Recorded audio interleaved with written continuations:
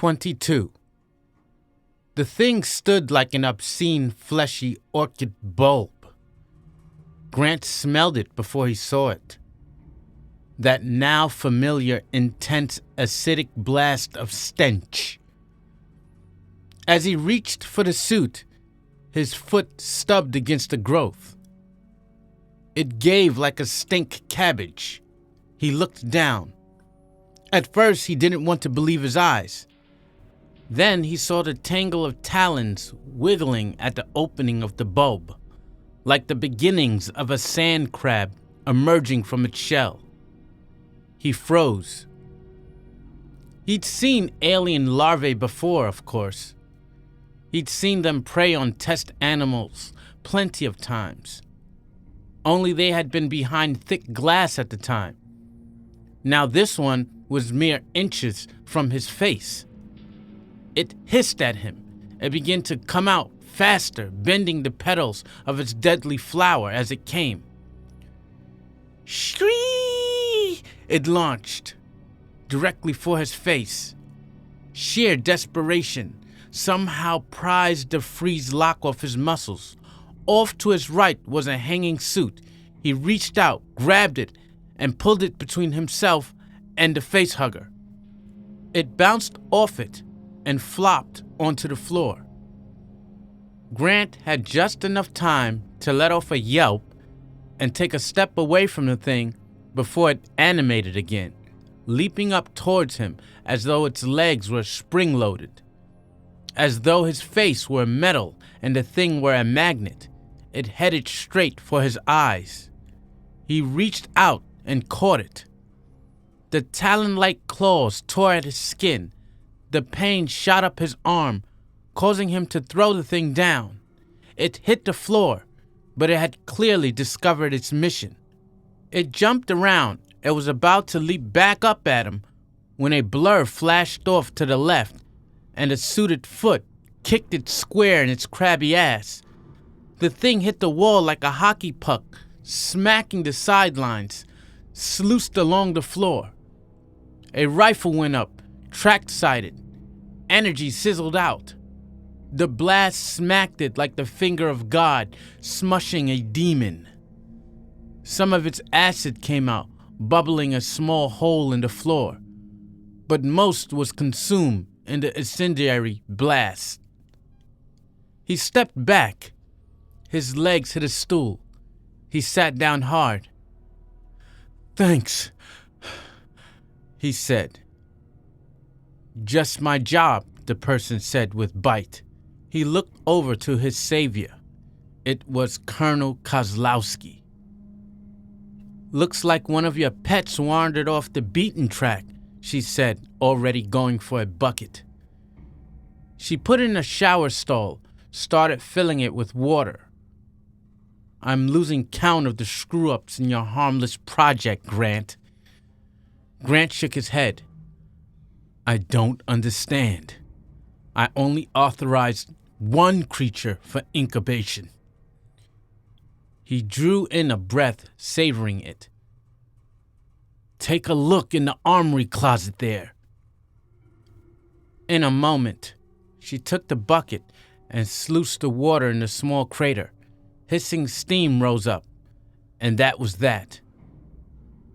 "The closet." Grant nodded. "That's where the thing came from." She looked and grunted. "Yep, you got yourself a pod here, Grant. I was the only one not armored, so it's obvious this thing was planted to get me when I came back here." He smacked a fist into a palm. "It's got to be Bengali. He must still be working for those scumbags at MedTech. I want you to put that bastard under arrest. Hang him. Keelhaul him. Something. Yo, rein yourself in, Grant. Then come here and take a look at this." Grant walked over reluctantly. He looked in the closet. Kozlowski was pulling something off the side of the pod. She pulled it into view.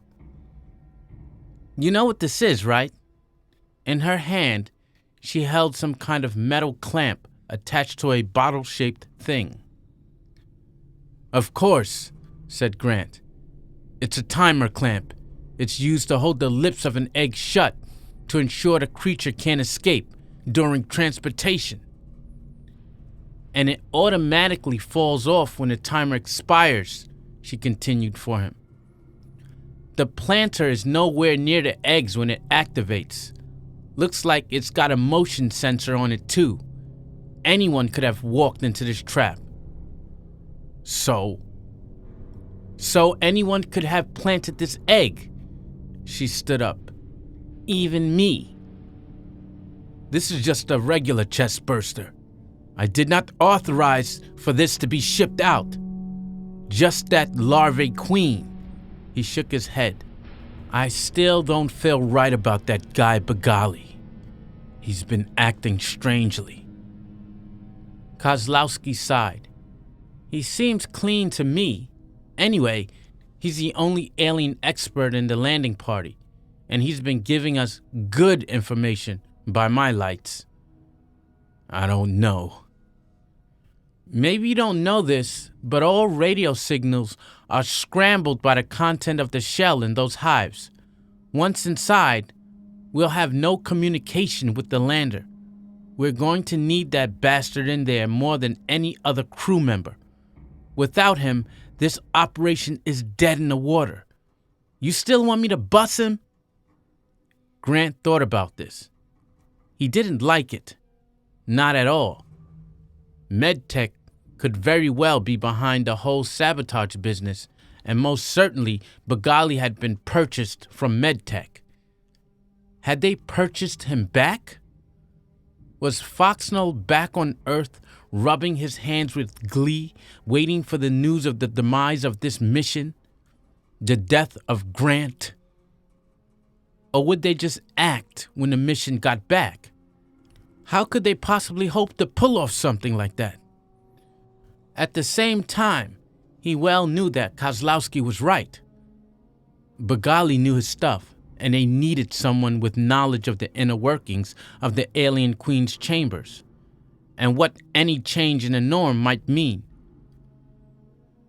"No, I guess you're right." "Good. I'm glad we agreed on that." She started out of the room. "I'm going to get the team ready for our push. Take a break. Have a cup of tea. But if you're coming with us, I want to see you out there in an hour. Capiche?" "Yes.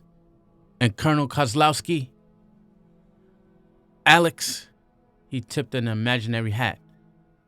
"Again, thanks." She stopped and turned around. "Mr. Grant." "Daniel." "Yes." "This isn't exactly the kind of mission you had in mind, is it? I know your type. The enduring optimist under fire. The sturdy campaigner who uses ignorance as positive overconfidence. Grant. That's what I think it's called." "Sounds like a defect, Kozlowski. Why are you letting it into that hive?" "Because it's also called spirit, Danny boy. It's infectious, and it might just put us over the top here in a very ticklish situation." She winked at him. "Besides, it turns me on like hell, and your goddamn fire has got absolutely nothing on good old-fashioned hormones to get me in the mood for action." Grant found a grin coming to his face. "You're going to save some of those hormones for me, Alex." "Sure, Danny. Next time I get PMS." She turned and strutted away. Grant shook his head. What a woman. He wasn't sure if he could handle her, but he sure would like to try. 23. The tactical nuclear weapon struck the red alien hive dead on. Kozlowski watched the event inside the lander on the screen from the Razzia's perspective. These tactical strikes had an extremely limited radius of effect, with minimal fallout and radiation, but nonetheless, they had carefully ascertained the weather conditions beforehand. Everything had been perfect for the strike. The execution had been precise and professional. "Good shooting," she told Hastings. Then she went outside, where the troops were waiting for her. They heard the news on their radios and were cheering. "Just the start, people," she said as she strode into their midst. "The uphill road is ahead." She'd already noticed that the ranks of the battling aliens had thinned out somewhat. "What's going on out there?" Just seconds after detonation, the Reds just kind of stopped whatever they were doing and started spasming. "Lots got killed, I think, and lots more are starting to take off," reported Mahoney. "Whatever psychic link they had with their queen mother must have been broken when the bitch got wasted," said Hendrickson, nodding. Kozlowski visualized that moment of intense destruction, the impact as that multi-megaton nuke tore through the chambers of the Reds, decimating all in it, shrieking, caroming nuclear wind. Had Queenie gotten off one final scream of agony, one bitter, nasty farewell to her evil crew? Kozlowski hoped so. She hoped that bitch knew who'd been responsible.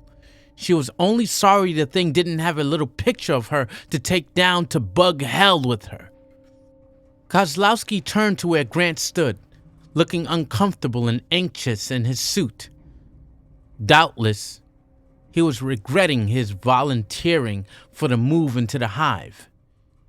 He'd be okay, though. He had the stuff. "There it is," said Hendrickson, putting down the pair of binoculars and pointing. "You don't need glasses to see that, baby." Sure enough, off to the east, she could see the telltale mushroom cloud rising up past the horizon of this flat, bleak landscape. Black and poisonous. "They're taking off in droves," someone shouted. Kozlowski swiveled. Sure enough, the Reds seemed totally disinterested in the conflict now. They were taking off in waves, racing away back towards their blasted hive. Why? Instinct? Whatever the reason, it wouldn't do them much good. Still, Kozlowski was pleased. They wouldn't be hanging around here. The blacks hung back for a moment, perplexed.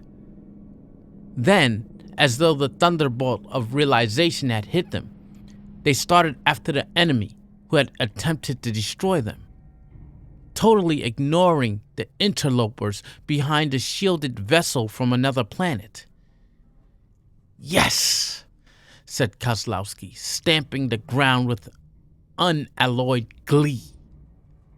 Just as planned. "It worked," she said. "The Reds are retreating to the other hive. This one should be clear in a few minutes." Grant was fidgeting. He clearly wanted this all to be over with. "Then let's get moving. Who's going in?" "Everyone but the technical crew," said Kozlowski. "And Ellis." "Makes sense," said Grant. "He's taken Jastro's death pretty hard." "Yeah," said Mahoney. "They grew up together, joined the corps together, and fought for years in the same unit." "He's a Marine, and he's a good Marine," said Kozlowski. "He'll be okay in a few days. But I'd rather not have him in close combat right now. Besides, someone has to man the guns." She walked over to the bank of guns poking out the side of the lander. "How are you doing up there, Private?" "All set, Colonel." Luckily, they train all the troops to use these things. Right. I'm sure you'll all do just fine. She turned back and walked towards Grant. How about you? You sure you want to do this? No, but I'm going to. Good. It'll be good to have you along. All right then, helmets on. She fitted her own on above her suit, clicked in the radio, waited for the rest of the troops to check in. When they did, when it was all finished, she chinned her radio again. Okay, Connor. The troops lifted their guns, released the safeties, dropped the southern border. They moved out. There were still a few red aliens lingering about, and these charged in when they got a whiff of the intruders. But this was the kind of operation that the Marines had expected, that they had trained for. The blasts of their rifles easily dealt with the charging aliens. It was like a shooting gallery. Meanwhile, Ellis and O'Connor were doing damn fine work with the PEHs. They spiked a few home to either side of the hive's opening, and moments later, the Marines had a nice tunnel of force field to make their way through, cleaning up the couple of Xenos left over and not having to worry about the ones who'd been excluded from the party. Kozlowski turned to see how Grant was doing. She'd put him in the back to guard the rear so he wouldn't shoot any of the troops. He was doing a damn good job of blasting apart the fallen aliens, making sure they stayed down. When they reached the opening of the hive, Kozlowski put a hand up, halting the party. What's the reading say, O'Connor? She asked through the radio. Sensors show they're still on the run. No party's coming back. Good news. She turned to the group. I don't know how long we've got in there before the three bears come home, but I do know we're going in there to get us some porridge. Laughter. Cheers. However, let's be quick about it, okay? No sightseeing, no rubbernecking. We picked up enough DNA from dead Reds already, so we don't have to pack anything in ice. Moreover, we don't have to take them back alive. Now, as we discussed before, what we're going to be up against in there are some pretty nasty bugs, bigger and smarter. Take this into account. Kozlowski! She turned and found herself helmet to red face with Grant. He'd undone his top and was holding it at his side, getting himself a breath of fresh air. Well, Colonel. His eyes were gleaming with excitement. He looked like a Boy Scout who just fired his first BB gun. Were my combat skills satisfactory? Kozlowski granted him a patronizing scowl. Pat yourself on the back later, Grant, and put that damn helmet back on. She got back on the radio. O'Connor, send up the cargo drone. That was what they were going to be using to carry the Royal Jelly back up with. When it gets up here, we'll drop the southern border and head out. We all ready?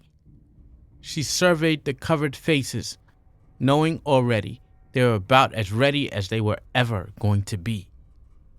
This is the last radio contact till we get back out, said Kozlowski. Open her up, O'Connor. Over and out. The skein of force frizzled off. Perfect. O'Connor was getting really good in his manipulations. The tunnel of the force field that led from the rounded entrance of the hive back to the bubble around the razzia was still intact.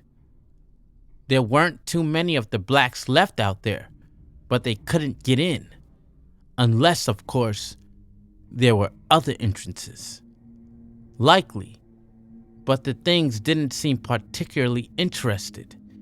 They seemed more interested in the cargo drone that had crawled up the slight incline. It was an automatically controlled vehicle with 8 thick wheels.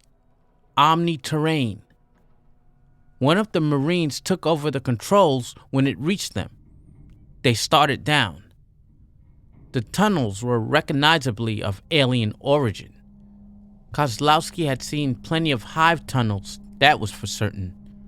Nonetheless, these were a little larger than usual, with a different consistency of building material. "I've never seen an alien nest so empty before," said one of the soldiers. "I have," said Kozlowski grimly, "and it was a trap. The nest on Hollywood and Vine. It was flashing back on her. The walls, like inside a tumorous colon. The prickly fear, the sick in the stomach. Having people with her she respected, cared for, smack dab in a vat of trouble and fear, along with someone special for whom she feared the most. She remembered her feelings for Michaels. It welled up inside of her, and she had to push it back down along with her fear. This time would be different, she told herself. She shut out the memory and went into her automatic competent mode. Nonetheless, she could feel the memories crowding in on her. About 40 meters down, it became apparent that things were different in other ways as well. There was a convergence of tunnels, 3 separate ways to go. "Okay, Dr. Begali, get your butt in that machine up front." Dr. Begali shuttled forward. In his hand, he held a device with a pair of green sensor extensions. A pheromone detector. Begali tapped a few buttons and pointed the device in each of the directions in turn, scrutinizing the results carefully. "Well, Doctor," said Kozlowski, "which way to the buried treasure?" The helmeted head bobbed eagerly. "Well, the pheromone readings seem to jibe with what I expected." He pointed to the left. "Let's try that way." "Yes." They started down the corridor. "This is why we need Begali," she told Grant. "The tunnels of this hive are much more maze-like than any I've encountered on Earth. Without him, it might take a long time to find the Queen Mother." Grant shook his head. "If you say so, Colonel. But I'm still keeping my eye on him." "That's it, Grant. I found the perfect job for you. Begali Watch. Sounds wonderfully exotic," she said. "Sure. That's what I'll do." Grant's helmet turreted back and forth. "Where's the little creep anyway?" "You're not doing your job. But don't worry. There's a curve just up ahead. He just went around that. We've just lost sight." "Colonel," said Private Mahoney, "the motion detectors show significant and sudden activity up ahead." "Begali!" Kozlowski yelled. "Get your ass back here!" Just then, the suited Dr. Begali returned around the bend, where he disappeared. Kozlowski could hear him screaming without benefit of the radio. 24. She didn't know the little guy could move that fast, let alone that fast with the hindering weight of a full battle suit on. "Yeah!" screamed Dr. Begali as he ran for all he was worth around the corner. He ran past them, towards the cover of the cargo drone carrier. "Begali!" said Grant. "What the hell is it?" Kozlowski didn't have to ask. She could pretty much guess.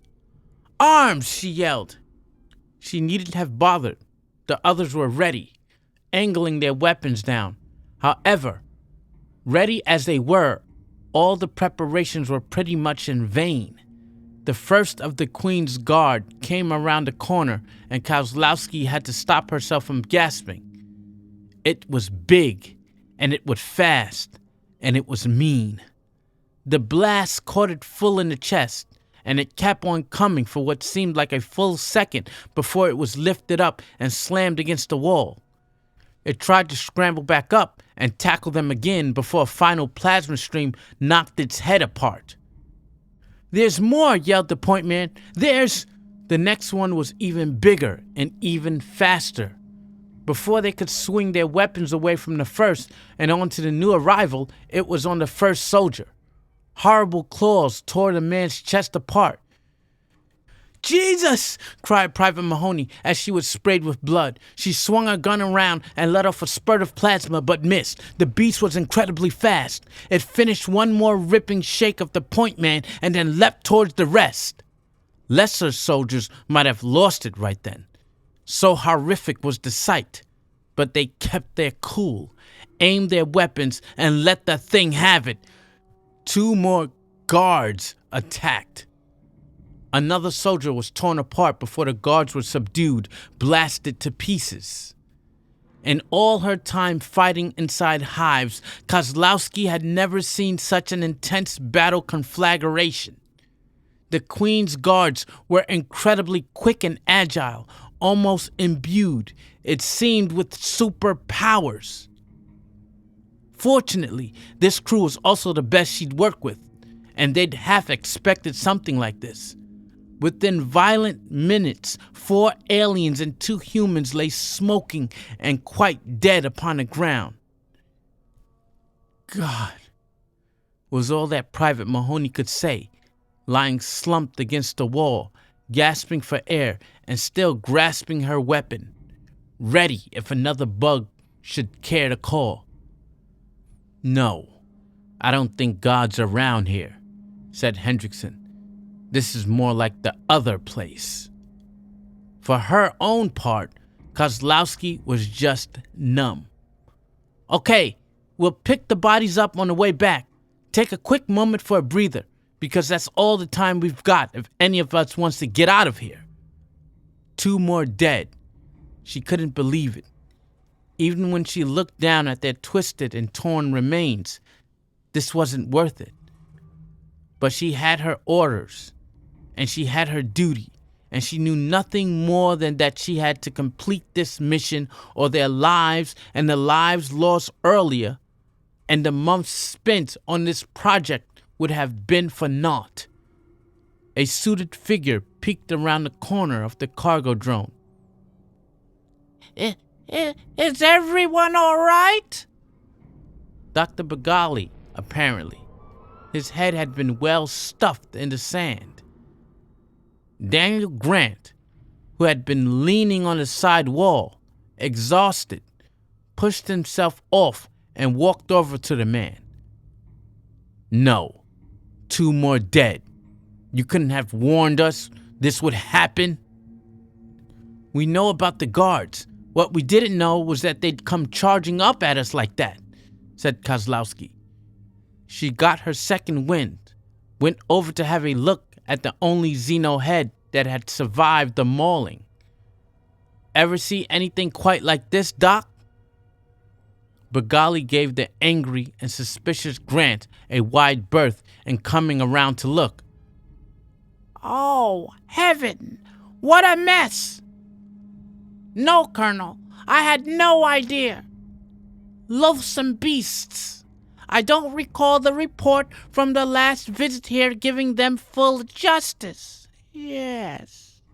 We knew that they were bigger, but not that they were this nasty.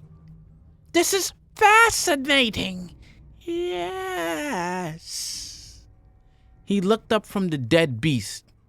He took a small piece of blasted skin in a bottle. "I'll have to do a genetic workup when I get back. The Queen Mother may equip her guards to continue to evolve. Yes." He shook his head, mystified. "Or could the things have devolved rather than evolved? What a fascinating mystery." Yes. So much is down here. Let's get a roll on. Yeah, Bagali, and you go first, said Grant. Let's see a little courage for a change. Bagali nodded, picked up his pheromone meter, and they were off again towards the depths of the alien hive. The Queen's chambers should be down there, said Bagali. The electric torches stabbed down into the darkness. But beyond their reach, Kozlowski saw the beginnings of what appeared to be some kind of bioluminescence. Okay, she said. This place has had a few surprises that we weren't prepared for. There still might be more. Dr. Bagali, Corporal Hendrickson, Daniel Grant, and myself will head down to the chamber. Dicer, Clapton, and Mahoney, stay here and guard our backs. I don't expect the radios to work. So let's just say if we're not back in an hour, get back to the lander and get out of here. Private Dicer was a skinny guy with big eyes that seemed about to pop out of his head. He'd put on an excellent display of bug killing, but clearly the pressure was getting to him. Sweat pasted his long, stringy hair down over his forehead. Private Clapton was a little more poised. He was a thick-set, easy-come, easy-go sort with a ready humor that he'd somehow lost now. Private Mahoney looked as though she simply could not even believe she was here. But they were all good soldiers. They'd been good soldiers up above, and they'd be good soldiers down here. Yes, sir, they chorused. Kozlowski took the controls of the drone from a trooper and motioned the party onward. It took another 10 minutes to get down to a place where the lamps were necessary to see. Still, Kozlowski kept the side lights of her suit on, just in case things suddenly went dark. The tunnel went around a bend, suddenly opened up. It was the biggest chamber that Kozlowski had ever seen. Airily lit by the bioluminescence was the scene that the scientists had more or less predicted. The 4 huge pods, radiating around a larger pod, above which the Queen towered, a true giant, like a devil tilted atop her evil throne. Only the sketchy holograms could never have hinted at the textures or the colors, the bizarre organic geometry here that threatened to drive a mind mad if concentrated on too closely. The Queen's pod glistened and oozed with what Kozlowski knew to be royal jelly. The stuff that would make Grant an incredibly rich man, that would give the armed forces what they wanted, that would spell a success to this bloody campaign. Incredible, said Grant. However, his eyes did not glow with avarice. Amazing, said Kozlowski. We've hit the motherlode of royal jelly here. She looked at Grant. You're going to get your tank filled, I think. She patted the metal and it echoed hollowly. Little problem, said Grant. What about the Queenie? The gigantic creature perched atop the center mound did not even seem to notice they were there. Its attention seemed focused off into space, as though it were meditating. I'm sure it's psychically directing the route of the Reds, said Bagali. It must be. It's so absorbed. It didn't even notice the death of its own guards. He quickly scanned the room again. 4 pods. 4 guards. Excellent correspondence. Looks like we've got this place all to ourselves.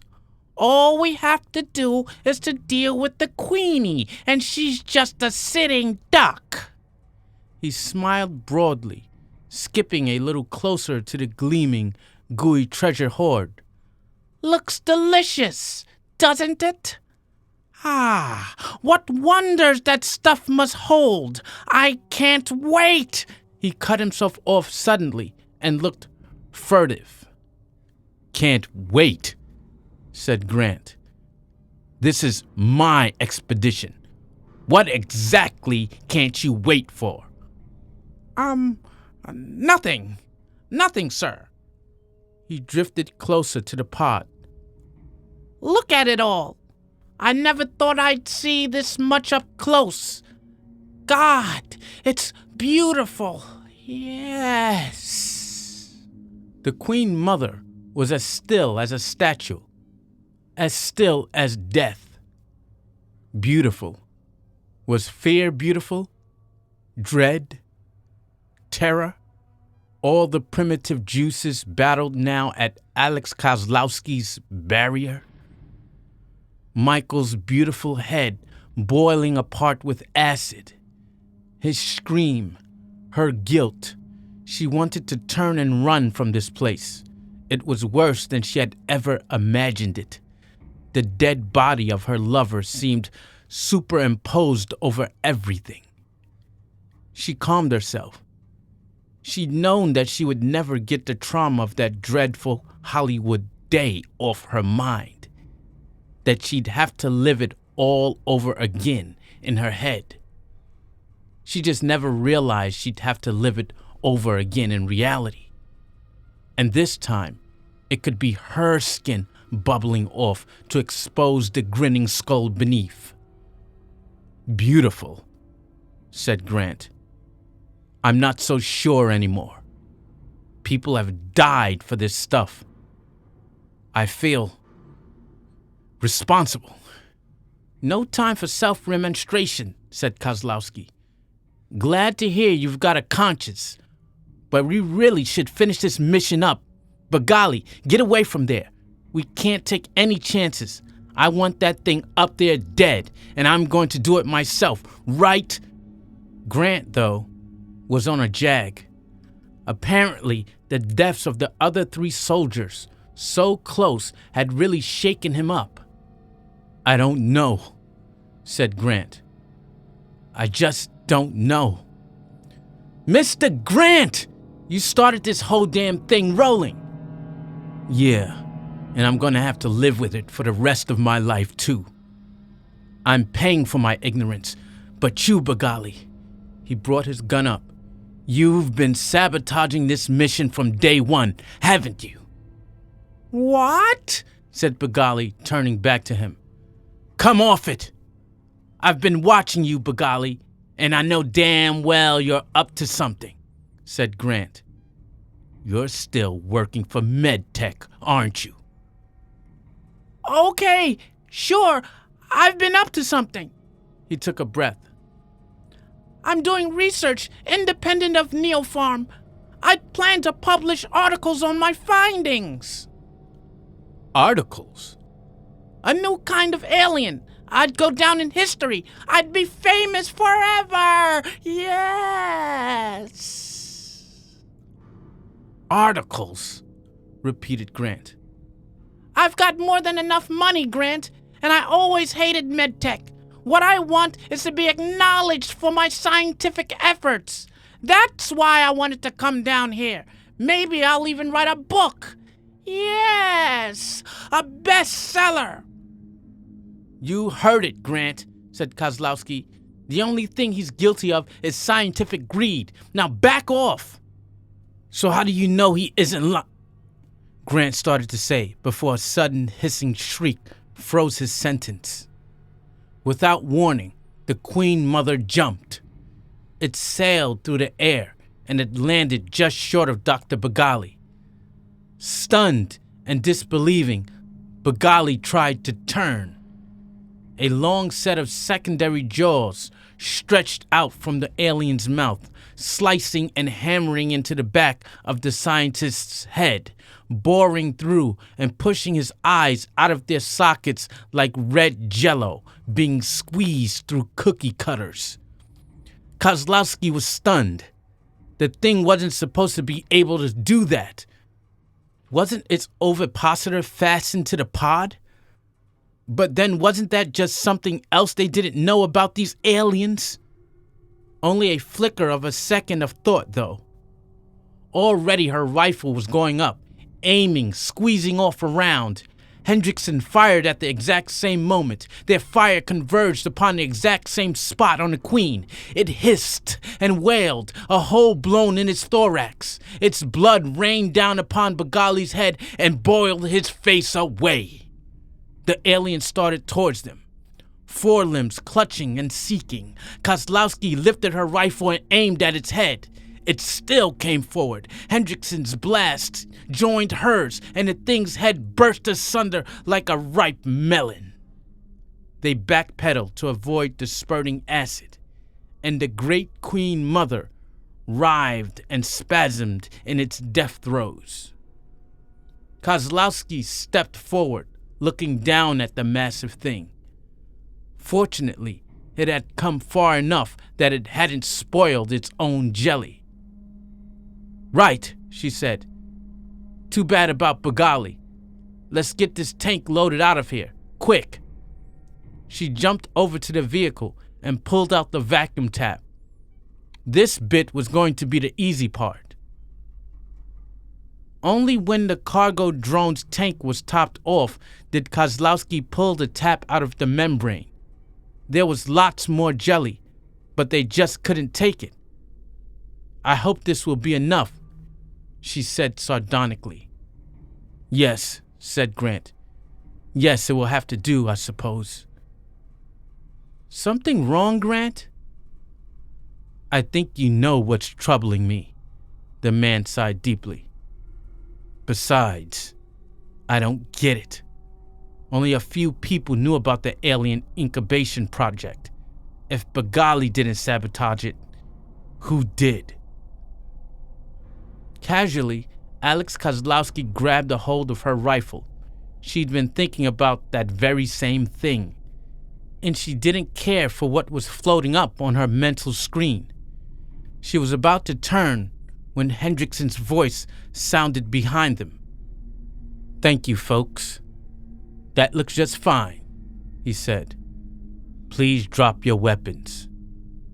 This close, one blast of this rifle can deal with you both." 25. "Hendrickson?" said Grant. He knelt and put his rifle down behind him. "You?" "That's right, Grant. MedTech pays a lot better than the Marines. Damned interesting ride, too. Been enjoying myself." He motioned with the tip of his rifle. "Come on, Colonel. Sir, get that pretty finger off the trigger and set your gun down." She obeyed. "You're going to kill us and leave us here, aren't you?" "Absolutely. And no one will be the wiser. And by the time we get back to Earth, a goodly part of this royal jelly will be siphoned off, and some of the DNA samples will be gone as well. Just in case, I dare say, once it's been announced you've been killed in action, your creaky empire will be up for grabs, and the Neopharm scientists will pretty much disperse. The best ones bought up by MedTech." "I checked your credentials, damn it! They were spotless," said Kozlowski. She knew there was somebody giving them trouble, but she'd always felt that she could contain any problems. She thought she'd read this guy, that he was straight as an arrow. He'd given absolutely no previous sign of disloyalty. "Hey, you've got a corruptible bunch you're working for, Kozlowski." The man was grinning maliciously now, savoring his victory. "What? Are you really a synth, Hendrickson?" said Grant, clearly just as shocked as Kozlowski at this turn of events. And no wonder. Hendrickson had been Grant's main man, his apple polisher. He'd brought him down to show him the alien incubation. There'd been a trustworthiness about the guy, a big brotherness. Why hadn't they seen through him? Damn it, she thought. Come on, I'm no synth. If I was a synth, I could have taken those Xeno zips with absolutely no effect. He nodded over to the Royal Jelly. I avoid the crap.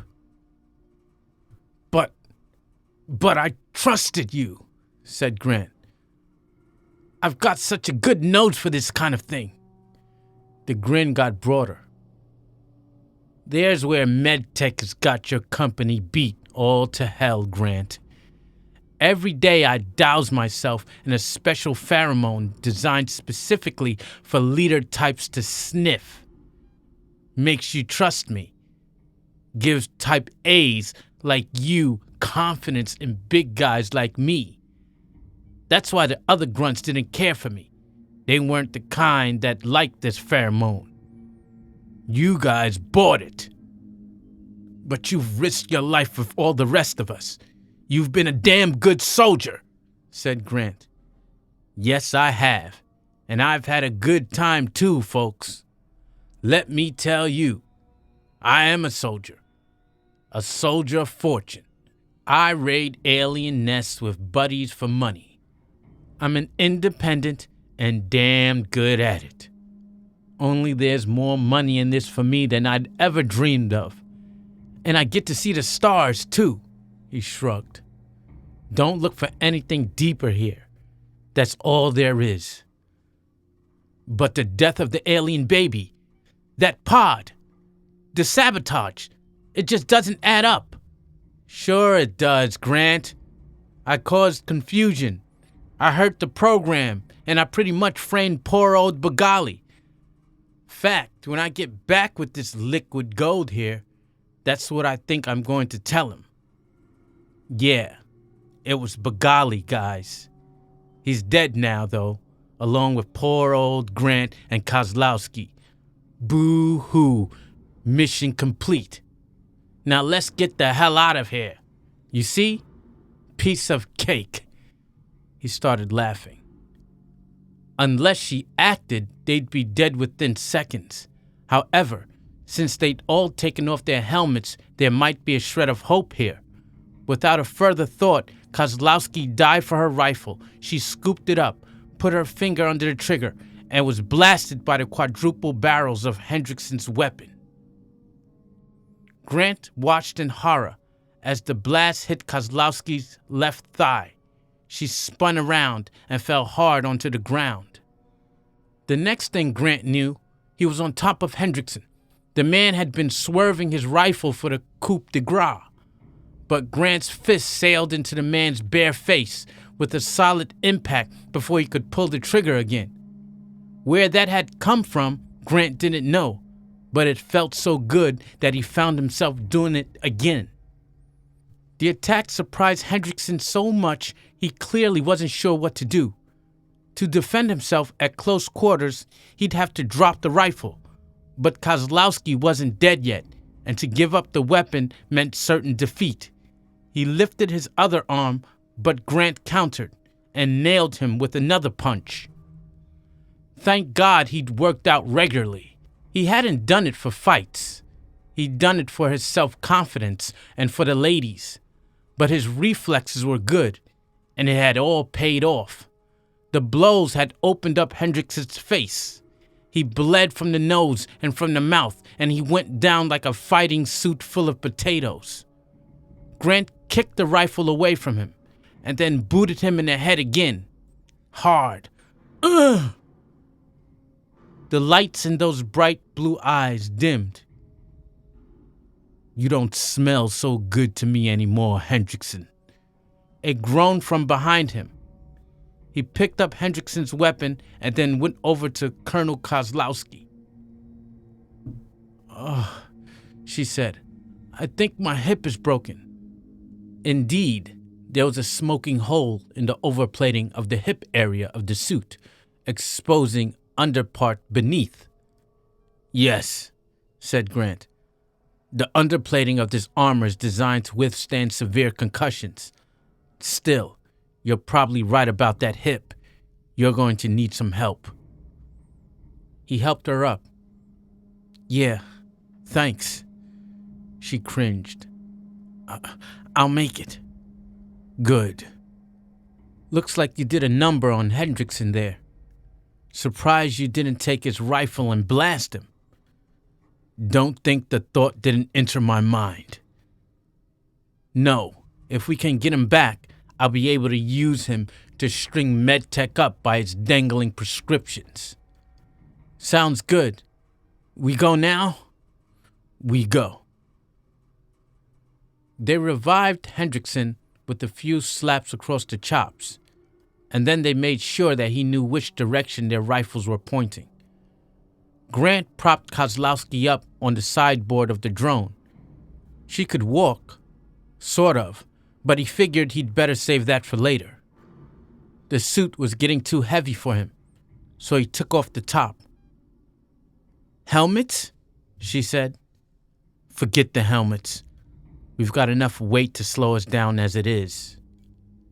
At least stick them up here on a drone, damn it. He had Hendrickson do that. The traitorous corporal performed the task grudgingly, without comment. The creatures should be miles from here, said Grant. They started trudging back the way they'd come, with him keeping a bead on Hendrickson while Kozlowski controlled the cargo drone. They were just at the tunnel opening at the end of the chamber when they heard the rumbling. What the hell? Said Hendrickson, looking behind. It's coming from the other tunnel on the opposite end of the chamber. Oh shit, said Kozlowski. Grant watched, disbelievingly, as an alien ran into view in the dimly illuminated distance, followed by another, followed by 3, 4. A clot of the monsters burst out of the tunnel. They must be coming back through another entrance, said Kozlowski. They must have sensed the death of their queen, damn it, and started to head back. And took a shortcut. Well, let's get a move on here. He'd taken his attention off of Hendrickson for one moment. One short moment. And had been rewarded by the big man big time. Hendrickson's body plowed into his, knocking Grant down, bashing the rifle from his hands. It clunked down beside him, and Grant grabbed it up again. Hendrickson jumped on top of him, and they wrestled for the gun. They were on the other side of the cargo drone, away from any chance of Colonel Kozlowski interceding immediately. For Christ's sake, you asshole, said Grant. They're almost on top of us. I'm going to make it out of here, Grant, said the big man. I'm going to be the only one who does. As they struggled, the bottle of the Xenozip fell out of Grant's pocket, cracking open on the alien floor beside him, spilling its contents. Hendrickson was distracted. Grant used it. He wrenched the rifle away from the man's hands and whacked the butt across the man's chin. Stunned, the man fell back. Kozlowski was limping around at that point, holding a rifle. Stand back, Grant. I'm going to kill him, she said, nostrils flaring with anger. Grant took a look at the groaning Hendrickson and the fallen bottle of Xenozip, and then at the approaching aliens. No, he said. I've got a better idea. He scooped up a handful of the pills and stuffed them into Hendrickson's mouth, holding his hands over the man's lips so he was forced to automatically swallow them.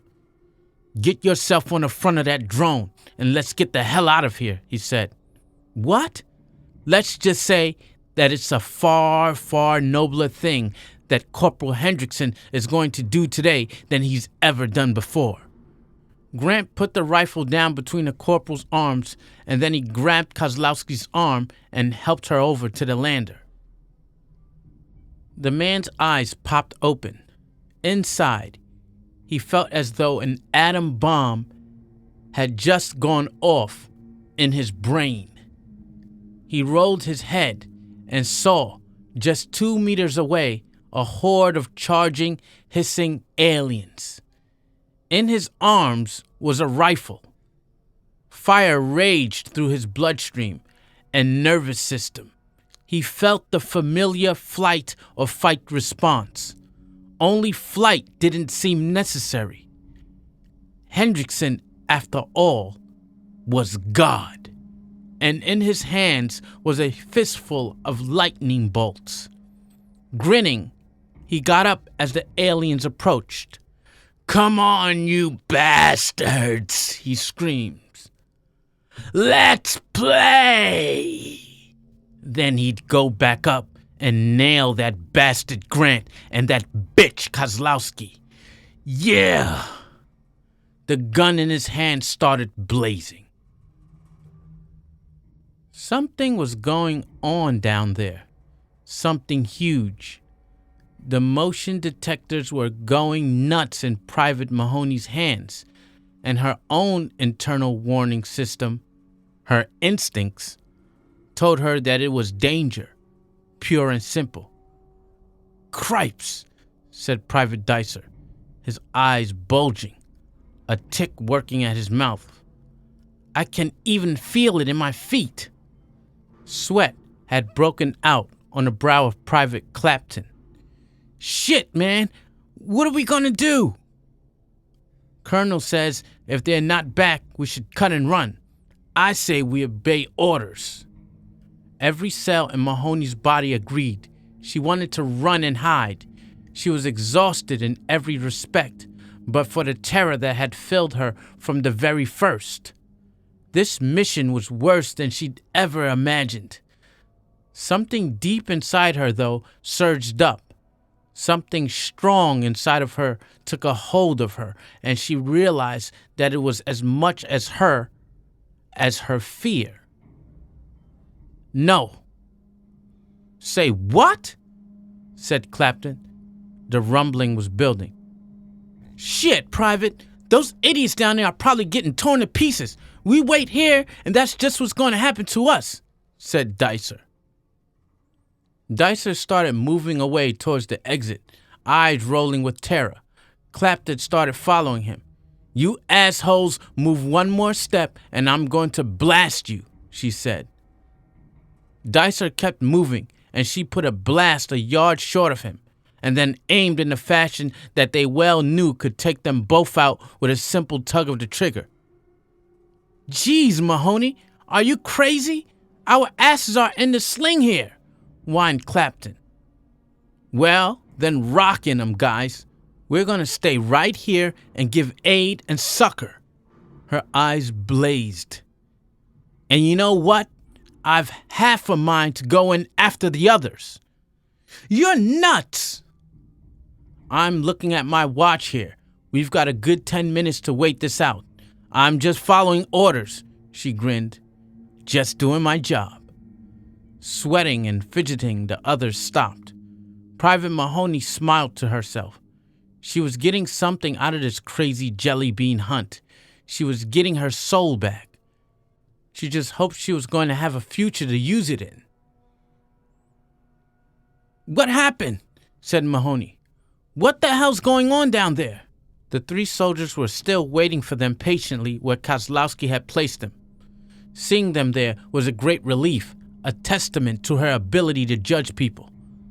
"No time to explain," said Grant. "We've just got to get out of here. There's a batch of aliens coming up through the tunnel."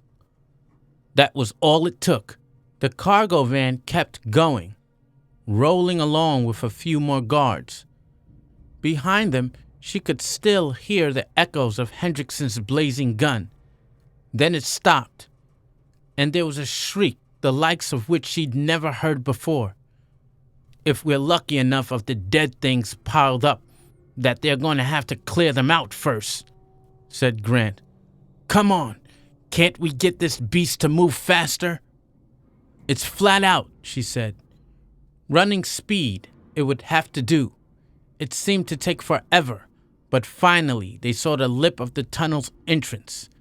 They rolled out, and there, like a delightful promise, was the anteater patiently waiting for them. With her excitement, Kozlowski could almost ignore the pounding pain in her hip. She chinned her radio on. "O'Connor, drop all the walls at the perimeter and tell Fitzwilliam to start the engines." She gasped for breath. "Prepare for an emergency liftoff." "Yes, sir." "Ellis, get those guns ready. We're going to have some visitors coming out of that hole too damn quickly. Try and stop them if you can." "Yes, sir." They hightailed it. They were halfway there when the aliens started gushing out of the tunnel. "Now, Ellis! Roger!" The privates started blasting. The shells devastated whole sections of the emerging aliens. One blasted the side of the hive, sending down clumps of stuff to crush a few. But there were so many of the things that they just kept on coming regardless, and coming too damn fast. "Hurry it up," called Grant. Fortunately, they hit a decline and gained some speed. They were almost there. The ramp had been lowered for them. All they had to do, thought Kozlowski, was make that ramp. Roll up, get in, and nip off. That was all. Grant was running alongside her. "Alex, how's the thigh?" "Better. Why? I think we can run faster than this drone. We might have to abandon it." Kozlowski shook her head. "No freaking way, Grant. We came all the way to get this stuff. We're taking it back with us. Do you hear? I, for one, want to see you take a bath in the shit." Grant grunted. "Only in the nude. And only if you'll join me." "If we're both lucky, Grant. If we're both lucky." Somehow they made it to the ramp. The drone rolled up like a champ. "Fold up shop," cried Kozlowski. "Ellis, get your butt in here." The hydraulic struts of the ramp started squealing up, hauling up the platform. Through another door, Private Ellis raced in, still clutching his dead friend's saxophone. "Closing up the guns." "Damn, we've got nothing to shoot them with now," said Kozlowski, hopping off the cargo drone, letting the side service her crutch. "Engines firing." "The damn hatch has got to close first," she cried. Then a flicker of nightmare. Talons, scrambling for a hold on the ramp, coming up now like a castle drawbridge in the face of vandals. The too familiar banana-shaped head, the drooling fangs, a hissing insinuated through the sound of the hydraulics. Guns raised to shoot the alien scrambling in. "No!" cried Kozlowski. "The blood will eat through the door. We won't be able to lift." "Hell," said Ellis. "I can't play the stupid thing anyway." With all his might, he threw the saxophone. Its metal bass bashed directly into the alien's head. Bonk! The creature was knocked off the door, and it closed, tightly and firmly. No alien blood acid eating through it. The lander rumbled and throbbed, and Kozlowski could feel its rockets kicking off the foul planet's dust with fiery disgust. Epilogue. She was lying in bed with a beautiful view of the stars through a viewport window. She was safe and sound, and a few simple non-addictive drugs were running through her system, killing the pain of the fractured thigh. She was off the fire. The mission was complete. The corps were going to be happy, and maybe she'd even get a promotion. She felt the loss of her troops heavily, but then she'd lost people before. Old hat. The emptiness went away, eventually. She felt no imminent sense of danger. She had some books to read and some vids to watch. Why then, Colonel Alexandra Kozlowski asked herself, did she feel so bored and antsy? This should be a time to celebrate. After they'd gotten the anteater safely back on the Razia and offloaded the tank, they realized they had 2,500 gallons of the stuff. Grant's scientists were totally blissed. It was enough to work with and absolutely top quality. No sign of that red strain whatsoever. There was a good chance now they could even create their own Queen Mother. They'd nuke the Black Hive as a parting shot. There were probably Xenos left on the planet, but it would take a long, long time to regroup. Kozlowski imagined one playing a soulful sax as its hive burned. Yeah. Turned out, according to Friel and others, this whole red aliens thing was a fluke. The Queen Mother and the Queens were dead now, and all their eggs. they'd never come scratching on their door again. The generic brand, though, they'd be around. They were the universe's cockroaches with a vengeance. And she'd help step on her share. A time for rest and relaxation and recuperation. A time for peace and meditation and whatever. So it was that when Daniel Grant came to see her later that day, she was overjoyed at his visit, though. She'd be damned if she'd let him know how much. "Hello, Colonel. How are you feeling?" "Okay. Not an extreme fracture. The machine said it, and it should heal while I'm in hypersleep. A little physical therapy on Earth, and I'll be right as rain." "Good. I'm pleased. Very pleased." His eyes seemed to drift toward the stars and into abstraction. "You come here to talk about something?" "Nothing in particular. I just wanted to make sure you're all right." "I'm fine. Nothing more?" "Well, everyone seemed to be on the emotional mend. A lot of people are just sleeping.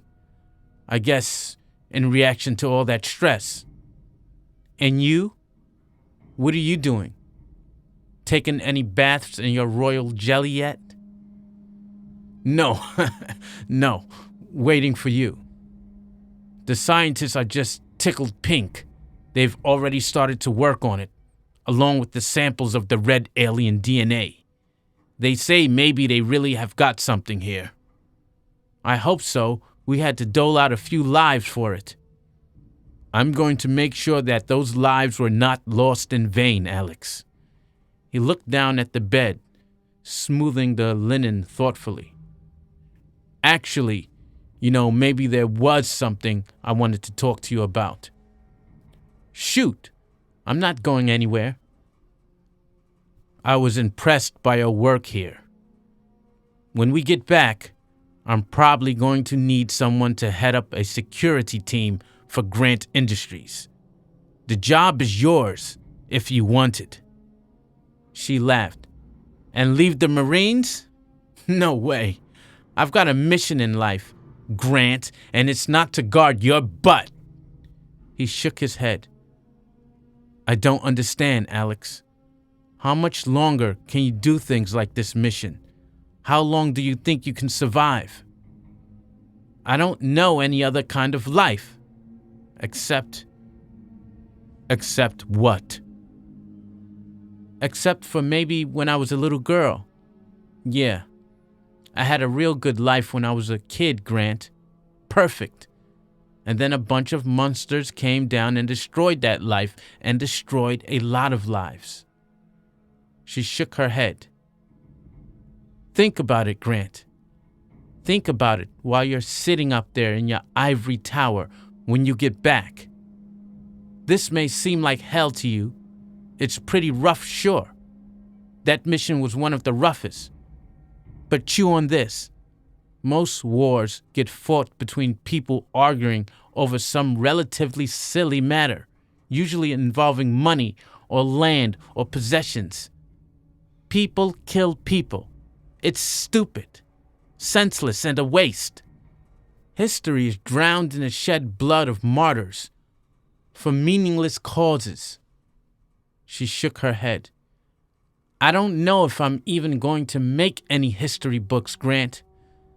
But I do know that whatever I accomplish against this plague, against decent life, this evil that has infected the galaxy, it's not meaningless."